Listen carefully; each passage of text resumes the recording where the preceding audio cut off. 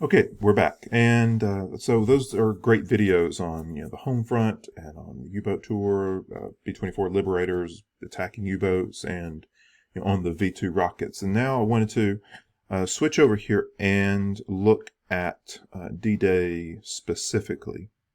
Now, there's any number of documentaries on this out there, so again, I recommend the one that was just posted there on Netflix if you have access to that. But there's a number on YouTube as well that will give you a good sense of the day. So you can pick one of those if you like, and if you want to delve into D-Day specifically here.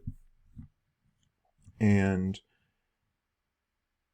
what I wanted to show you here was the process by which we ended up at D-Day. So they have been wanting to make this happen for a while, but they are just simply unable to do so. The Americans, FDR,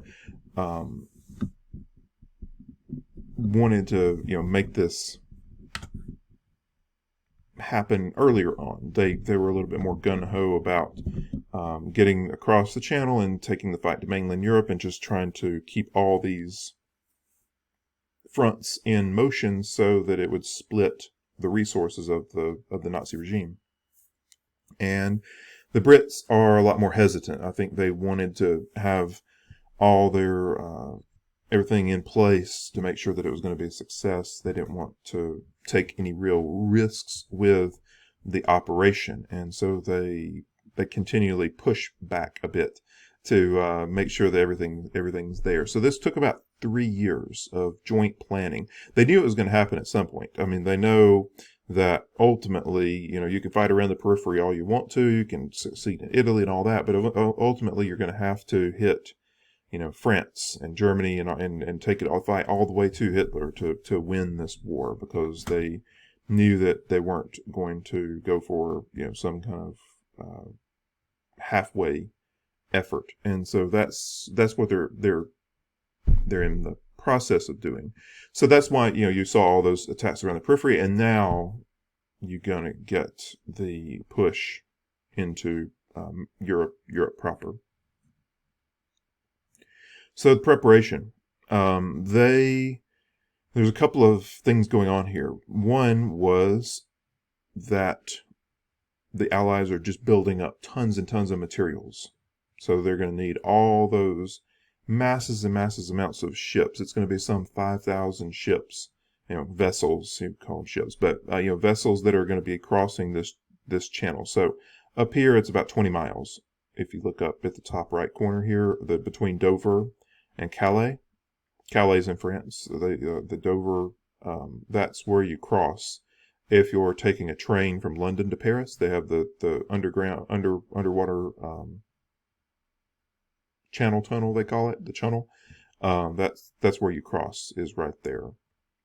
But that's not where they're going to have the invasion. And you can imagine that's a good bit further. I don't know the actual mileage across here, but it's a little bit more significant, but still relatively. It's not like you're crossing the ocean here.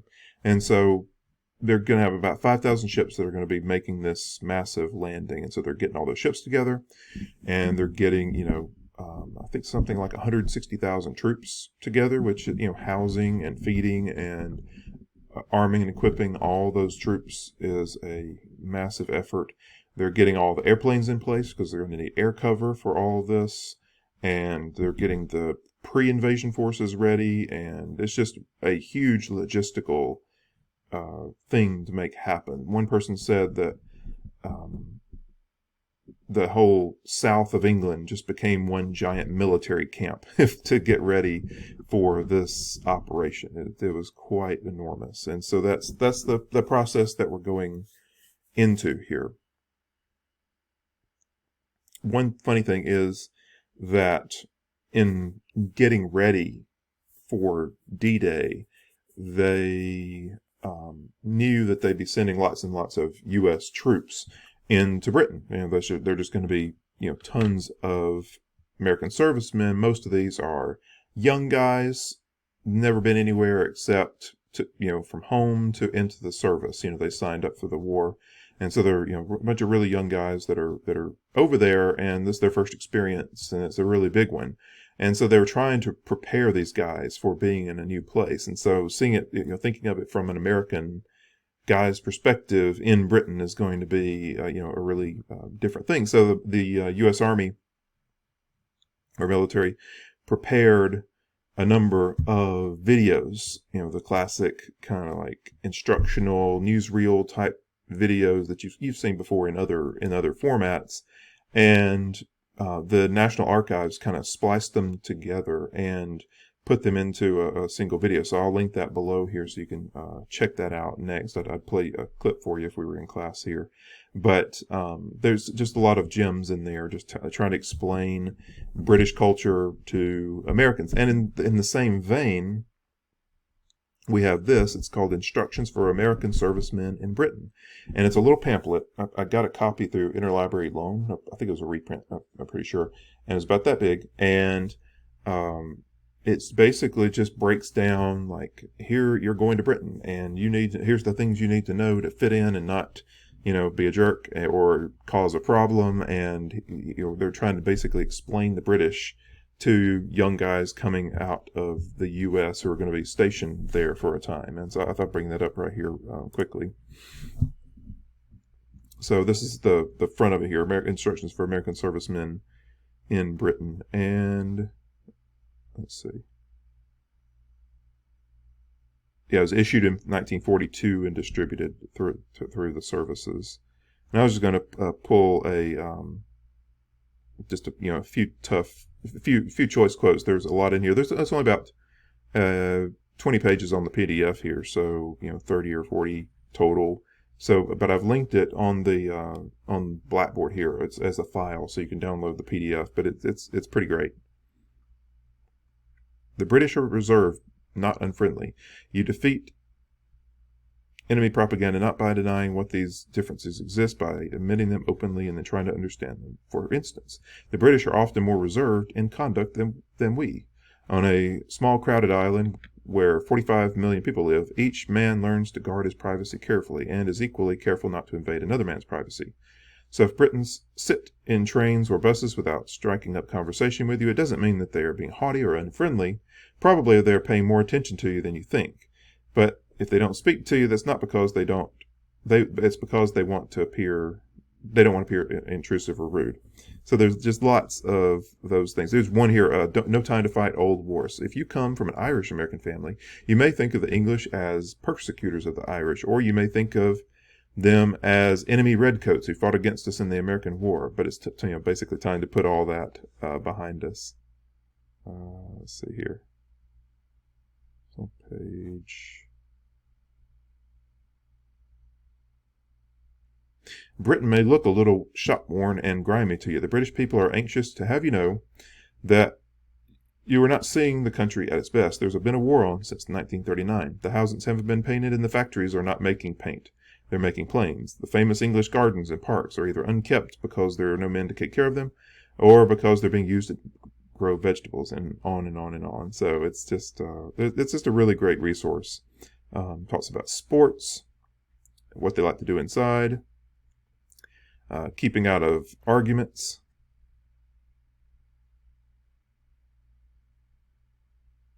British women at war, and then also some like what certain words mean, like petrol instead of gas, and just different things like that. So it's pretty great. And then a table of British currency there at the end. So a lot of fun to be had there. I recommend it to you because I enjoy being able to find that and pull it in through interlibrary loan. But yeah, all these people, all these resources, and it's not just British and the U.S. There's also a sizable Canadian force that's going to be going on D-Day, so they're there as well. They're on one of the 5 beaches that's going to be landing, and so it's a massive effort. The other thing that's going on is that they are also trying to trick the Germans into thinking they're going to invade in one place, and when they actually plan to invade in the other. And this was a campaign, it was Operation Bodyguard. That was the overall name. There were a couple of operations within it, but Bodyguard was the big headline of it. And this was the multi-pronged effort to make the Germans think they were going to land somewhere else. Excuse me.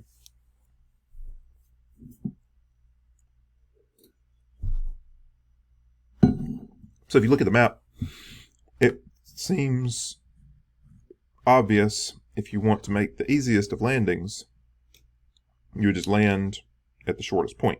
Even if you think your enemy knows that you're going there, it might be better just because you don't have nearly the distance to cover. It might be easier to be quicker and more secretive. And so a lot of the Allied efforts at disinformation go into making the Germans think that the landing is going to be at Calais or somewhere thereabouts. And they do it in a number of ways. One, and one of the biggest probably, is going to be false information. There are diplomatic leaks, and all this is planned. So they know what they think they're trying to accomplish. So they leak diplomatic information that can kind of go through another country so that the Germans think that it's real about, where things might be happening, and maybe just dropping a hint, because sometimes a hint might be more effective than an actual, like, we're landing here type statement. They might talk about troop movements somewhere that might give a hint of where things are going, or we need to send X number of ships to this port, and that kind of thing would seem more plausible. And wireless traffic about various movements. There are double agents. I think there are 3 specific double agents that were involved. I haven't read a ton about them, but one was actually Spanish that the Germans thought was on their side, but he was actually working for the British, and he developed a number of false contacts within that he was reporting on, false contacts that he was getting information from, and the Germans were actually funding him, and so the money that they were sending was actually going into British coffers to fund the war effort. So the Germans were actually giving money to the British to fight the war against themselves. It wasn't a massive amount, but still not insignificant. And so all those things are kind of going on to try to point in a certain direction. And there's also a thing known as the Ghost Army. And this is the effort of the Allies to, again, make the Germans think that it's going to happen and up toward this area, east of London, around Dover, will be the launching point. So they use, troop movements and a number of decoy, like airplanes and decoy airfields. There's been a lot of reports and things written, maybe even a few photos of some templates that they used a lot of inflatable tanks and things like that. And best understanding is that wasn't actually the case. There have been lots of reports that, there was this massive inflatable tanks, like the balloons they use in the Thanksgiving Day parade, that they made the Germans think. But there were some real decoys on the ground, but the ultimate understanding was that they didn't think that would be super convincing, and so they didn't go a long way into trying to make that work. But they did use a lot of troop movements, and they used decoy landing craft up in this area, all part of that effort to make the Germans think that they were building up there. And so that's their whole plan, is to get the Germans focused here, and it was actually quite successful. Not completely successful, but quite successful. Hitler was quite convinced that this was the location. So I'm going to pause it there, since this has a 15-minute limit on it, as you know, and I will pause it and be right back with the rest of the D-Day discussion.